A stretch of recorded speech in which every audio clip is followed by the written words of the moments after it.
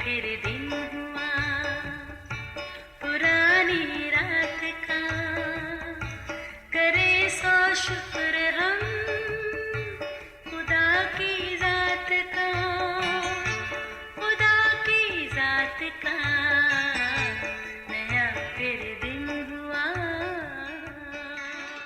आज की आयत।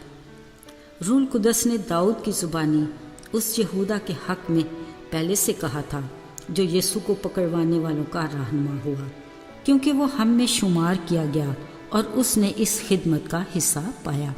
इमाल पहला बाब 16वीं और 17वीं आयत। अजीज़ों, एक मुसव्वर को चर्च की दीवार पर यीशु मसीह की ज़मीनी ज़िंदगी के बारे में कुछ तस्वीर बनाने को कहा गया। उसने बखुशी इस प्रोजेक्ट को कबूल करके इसको अनमोल शाहकार बनाने की जद्दोजहद शुरू कर दी। इसी जुस्तजू में वो जगह जगह घूम फिर कर मॉडल्स की तलाश करता रहता। वो अक्सर अपने करीबी कैफेटेरिया में आकर बैठता। अब तक वो काफ़ी हद तक कामयाब रहा। अब उसे सिर्फ एक किरदार के लिए सिर्फ एक मॉडल की ज़रूरत थी।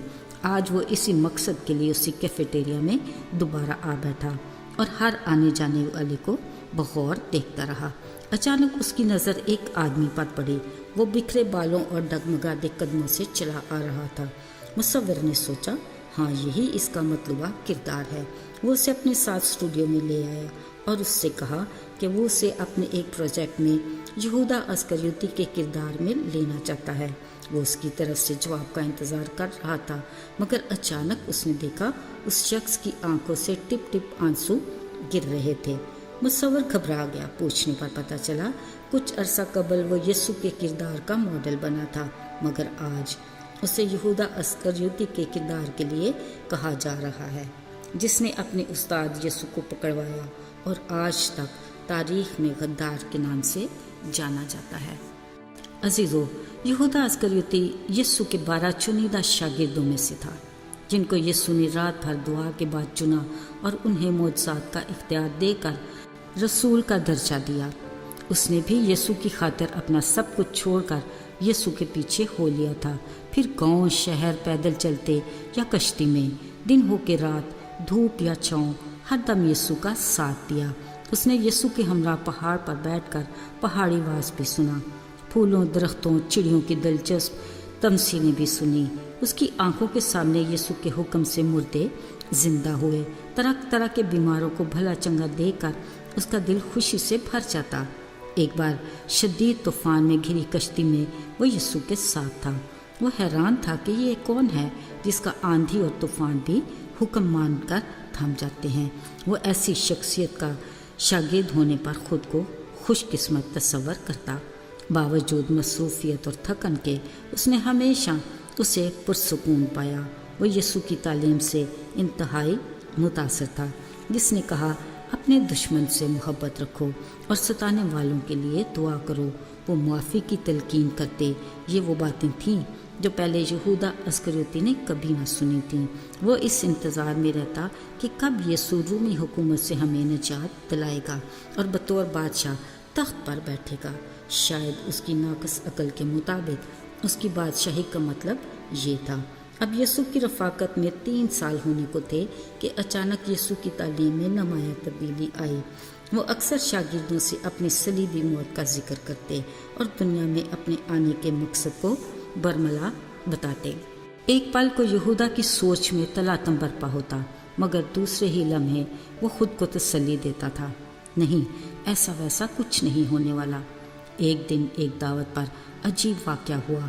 खाते वक्त एक औरत ने अंदर आकर अपना इतर खोलकर यीशु के पैरों पर डालकर अपने बालों से साफ किया। इसके रद्द-ए-अमल में यीशु ने कहा, ये मेरे कफन की तैयारी है। मगर यहूदा ने इसके बरक्स कहा, इतना कीमती इतर ज़ाया हो गया, अच्छा होता इसे बेचकर गरीबों की मदद की जाती। असल में लालची खजानची को अपनी थैली की फिक्र थी। यहूदा की इसी सोच से असली दुश्मन इब्लीस ने भरपूर फ़ायदा उठाया और ख़जाने की थैली भरने की तदबीर चुपके से उसके दिल में डाल दी। फिर न जाने क्या हुआ, अपने उस्ताद के गुण गाने वाला उसके दुश्मनों से जा मिला और 30 सिक्के ने उसके पकड़वाने का सौदा कर लिया। यूं इब्लीस ने बड़ी महारत से यहूदा को लालच के जाल में फंसा लिया। इस सौदे से वो खुश तो था, मगर दिल के किसी गोशे में एक धड़का भी लगा था, और फिर वही हुआ। उसने सुना कि रूमी हुकूमत ने यीशु पर सलीबी मौत का फतवा लगाकर सलीबी मौत सुना दी। ओह, ये क्या हुआ? वो घबरा गया। अगले ही पल बोझल दिल और डगमगाते कदमों से मजहबी ऐवानों में जा पहुंचा। कहा, मुझसे बड़ा गुनाह हो गया, बेगुनाह यीशु को कत्ल के हवाला कर दिया। जवाब मिला, तू जान और तेरा काम, अब हमें क्या सरोकार।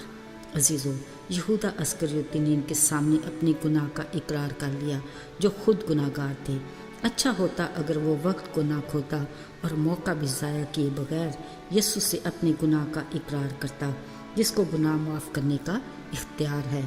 अफसोस, वो ऐसा ना कर सका और ख़ुद को फांसी देकर अब्दी हलाकत का फर्जंद बन गया। अजीज़ों, यहूदा अस्करियोती के बारे में कलाम मुक़द्दस में जो लिखा था वो हरफ ब हरफ पूरा होना ज़रूर था। एक वो डाकू जिसके आखिरी दम तक इकरार करने पर यीशु ने उसे मुआफ़ करके कहा, तू आज ही मेरे साथ फिरदौस में होगा। अजीज़ों, यहूदा अस्करियोती का किरदार हर दौर में जन्म लेता है। बिलाशुबा आज भी कई यहूदा अस्करियोती होंगे जो कभी अपने मुफाद, लालच, अपनी अना की तस्कीन के लिए यीशु को बेच देते हैं। वक्ती इज़्ज़त, खुशी, अच्छी मुलाजमत, आला ओहदे या फिर रुपए पैसे के लालच में। बिलाशुबा हमारी ज़िंदगी खाली खुदा की अता करता है, मगर इस ज़िंदगी को अच्छा या बुरा बनाने के रास्ते के चुनाव का इख्तियार हमारी मर्ज़ी से है। हमारा अज़ली दुश्मन इब्लीस बड़ी होशियारी और चालाकी से हमारे रास्ते को बदल कर हमें खुदा की रफ़ाकत से जुदा करने की महारत रखता है, मगर खुदा के फरमान के मुताबिक उसके कलाम पर दिन रात हमारा ध्यान रहना चाहिए, ताकि हम उस पर एहतियात करके अमल करें और कामयाब रहें। आइए दुआ करें। आए खुदा बाप, तेरे बेइंतहा प्यार के लिए हम तेरे शुक्रगुजार हैं, मगर हम इस बात का इकरार करते हैं कि हम कमज़ोर हैं और जल्द इब्लीस के जाल में फंस जाते हैं। हमारे ईमान को मजबूत कर और हमें अपनी पहचान और इरफान में आगे बढ़ा। यीशु के मुबारक नाम में आमीन।